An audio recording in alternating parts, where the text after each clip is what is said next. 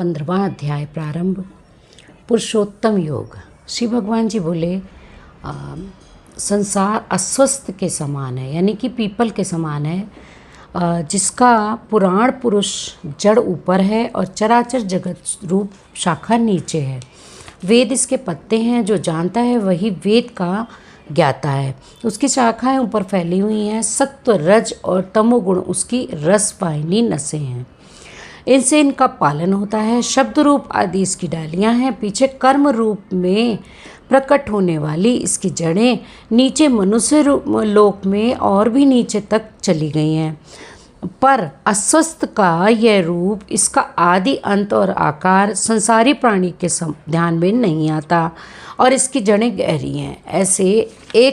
ऐसे इस पीपल को वैराग्य रूपी दृढ़ शस्त्र से काटकर यह स्थान ढूंढना चाहिए जहाँ से फिर लौटना नहीं पड़ता, और साथ ही यह विचारना चाहिए कि इसमें वह पुरातन प्रवृत्ति उत्पन्न हुई है, उसी आदि पुरुष की शरण हूँ।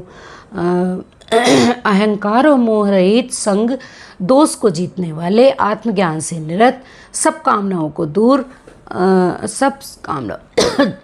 सुख दुख नामक द्वंद्व पदार्थों से मुक्त ऐसे ज्ञानी पुरुष शाश्वत पद को पाते हैं, जिसे सूर्य चंद्र या अग्नि प्रकाशित नहीं करते। वही मेरा परम धाम है, वहाँ जाकर लौटना नहीं होता। मेरा सनातन अंश इस जीवलोक में जीव का रूप धरकर प्रकृति में स्थिर पांचों इंद्रियों और छठे मन को इससे छुड़ाता है। वैसे वायु पुष्पादिकों की गंध को दूसरे स्थान में ले जाता है। इसी प्रकार यह देही स्वयं शरीर धारण करने के बाद जब उसका परित्याग करता है, तब इंद्रियों और मन को साथ ले जाता है। कान, आँख, चर्म, जीभ, नाक और मन का आश्रय लेकर वह जीव विषयों का ही भोग करता है। एक देह से दूसरी देह में जाते समय अथवा एक ही देह में रहते समय अथवा इंद्रियों से युक्त हो विषयों को भोग करते हुए इसको मूर्ख देख नहीं सकते, किंतु जिनके ज्ञान रूप नेत्र हैं वे देखते हैं। यत्न करने से योगी जन देख सकते हैं, परंतु अज्ञानी यत्न करने पर भी इसे नहीं देख पाते। जो तेज सूर्य, चंद्रमा और अग्नि में वर्तमान है और जगत को प्रकाशित करता है, उसे मेरा ही तेज मानो। मैं ही पृथ्वी में प्रवेश कर अपने तेज से संपूर्ण भूतों को धारण करता हूँ और इनसे भरा हुआ चंद्रमा बनकर मैं ही सब प्राणियों को पोषण करता हूँ।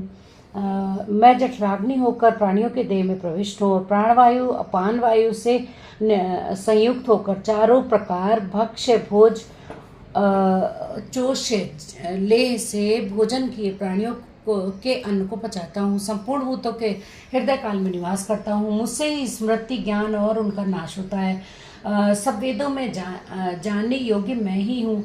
वेदांत का कर्ता और वेदों का ज्ञाता मैं ही हूँ। इस संसार में क्षर और अक्षर, ये दो पुरुष नाशवान प्राणी हैं।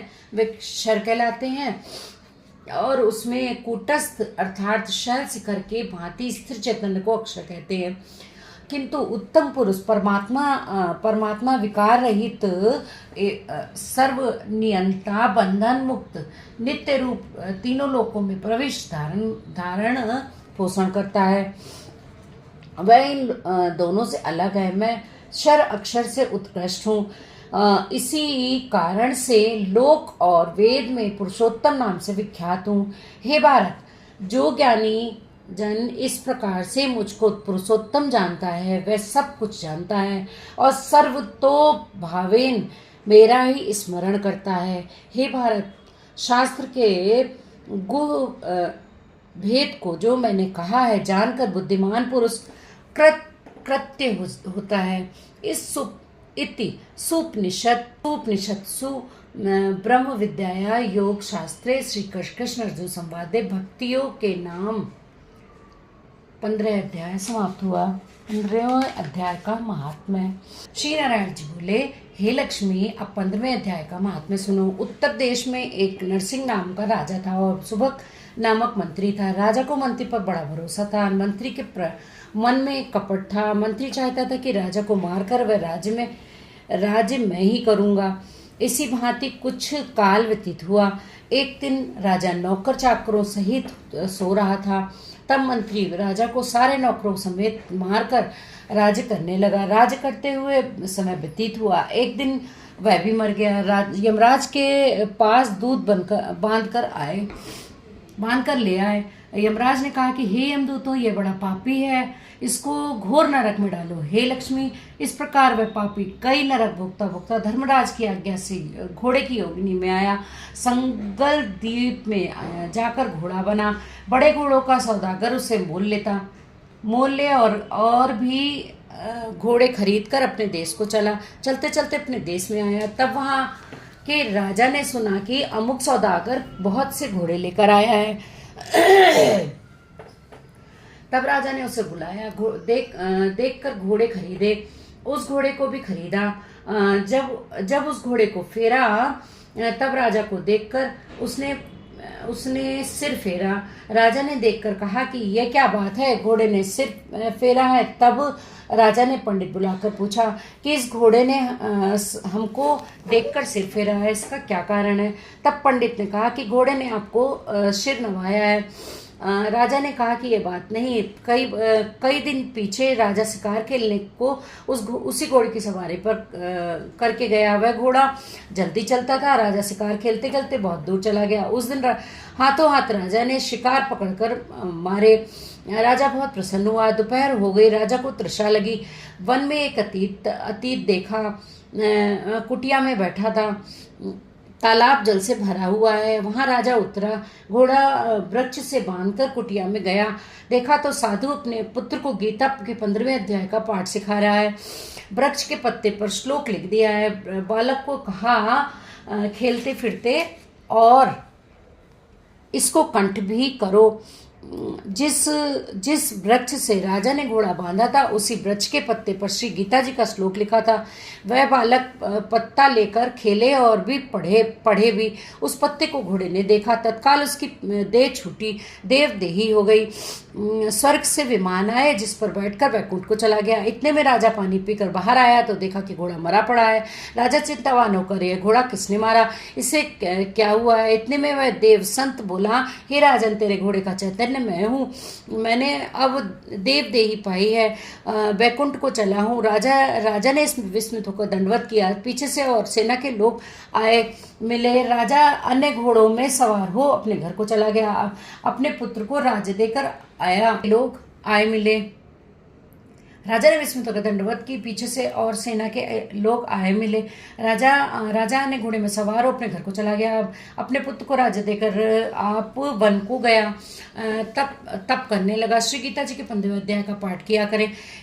जिसके प्रसाद से राजा भी परम गति का अधिकारी हुआ। श्री नारायण जी बोले, हे लक्ष्मी, 15वें अध्याय का यह महात्म्य मैंने तुमको सुनाया है। इति 15वें अध्याय महात्म्य समाप्त। प्रारंभ। श्री कृष्ण जी बोले, हे भारत, निर्भय शुद्ध सतोगुणी होना, ज्ञान योग, निष्ठा, ज्ञान, इंद्रिय दमन, यज्ञ करना, तप, सरलता, अहिंसा, सत्य, क्रोध, त्याग, शांति, चुगली न करना, सब प्राणियों पर दया, तृष्णा से बचना, कोमल स्वभाव, लज्जा, चपलता का त्याग, तेज, क्षमा, धृति, पवित्रता, द्वेष रहित, अभिमान न करना, दैवी संपत्ति के सन्मुख जन्म धरने वाले को ये सब गुण मिलते हैं। हे पार्थ, दंभ, दर्प, अभिमान, क्रोध,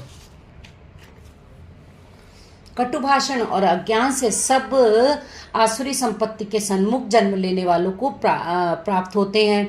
हे पांडव, दैवी संपत्ति मोक्ष और आसुरी संपत्ति बंधन का कारण होती है। तुम शोक ना करो, क्योंकि तुम उत्तम दैवी संपत्ति के भोग के हेतु जन्मे हो। हे पार्थ, इस लोक में देव और असुर ये दो प्रकार के प्राणी उत्पन्न किए गए हैं। देवी का विस्तार पूर्व में वर्णन कर चुके हैं। अब आसुरी को सुनो। धर्म में प्रवृत्ति और अधर्म से निवृत्त असुर लोग नहीं जानते। इनमें ना सोच, पवित्रता, ना आचार और ना सत्य ही है।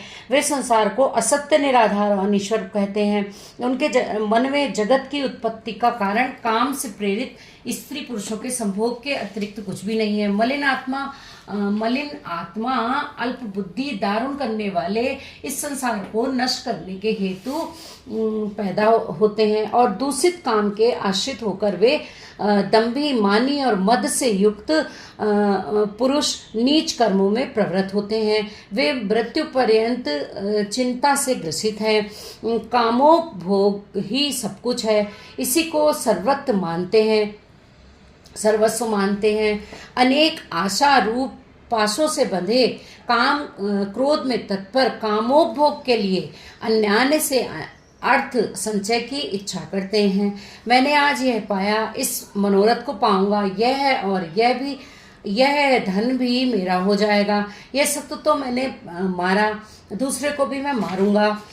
मैं ईश्वर भोगी, सिद्ध, बलवान और सुखी हूँ। मैं धनी कुलीन हूँ, मेरे समान दूसरा कौन है। मैं यज्ञ करूँगा, दान भी करूँगा, आनंद करूँगा। इस प्रकार अज्ञान से मोहित हुए हैं, अनेक कल्पनाओं से मोह रूपी बंधन में फंसे हुए विषय योग भोग में आसक्त लोग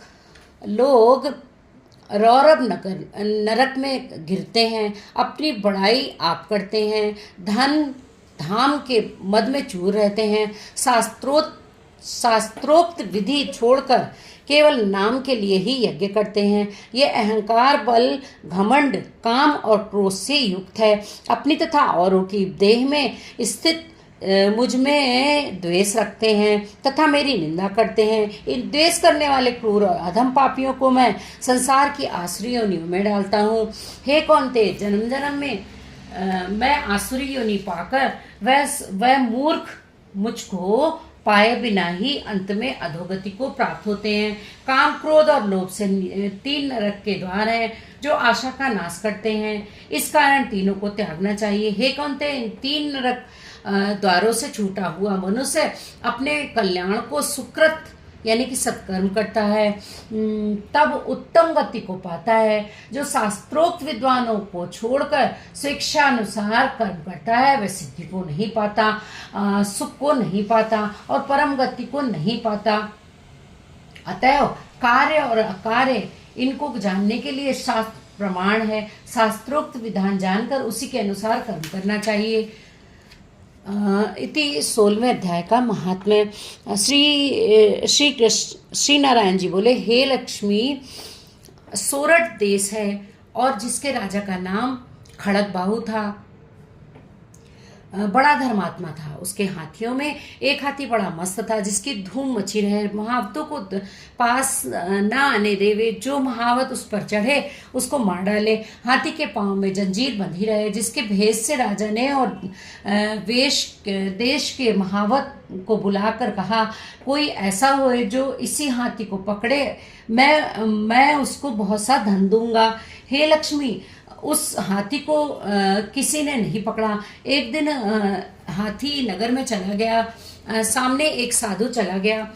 साधु चला आया। लोगों ने उस साधु से कहा कि हे संत जी, यह हाथी आपको मार डालेगा। संत ने कहा, तुम देखो श्री नारायण जी की कैसी शक्ति है। हाथी की क्या शक्ति है जो मुझको मारे मेरे नजदीक नहीं आ सकता। साधु ने नेत्र पसार कर देखा। हाथी ने सूंड के साथ साधु की चरण वंदना की और खड़ा रहा। तब साधु ने कहा कि हे गजेंद्र, मैं तुझे जानता हूँ। पिछले जन्म में तू पापी था और तेरा उद्धार करूंगा। मैं तेरा उद्धार करूंगा, चिंता मत कर। हाथी बारंबार चरण छूता, माथा नवाता। लोगों ने देखकर राजा को खबर की। राजा भी वहां आया। देखा तो हाथी साधु के आगे खड़ा है। तब साधु ने कहा कि अरे गजेंद्र, तू आगे आ। हाथी ने आगे हो चरण वंदना की। उस संत गीता पाठी ने कमंडल से जल लेकर मुख से कहा, गीता के 16वें अध्याय का फल इस हाथी को दिया। इतना कह जल छिड़कने से हाथी देह को छोड़ देवदेही पाई। विमान पर चढ़ वैकुंठ को गया। राजा ने संत को दंडवत प्रणाम किया और कहा, संत जी, आपने कौन सा मंत्र कहा जिससे इस अधम दुखदायक को सद्गति प्राप्त हुई है? संत कहा, मैंने गीता के 16वें अध्याय का फल दिया है, नित्य ही जिसका मैं पाठ करता हूँ।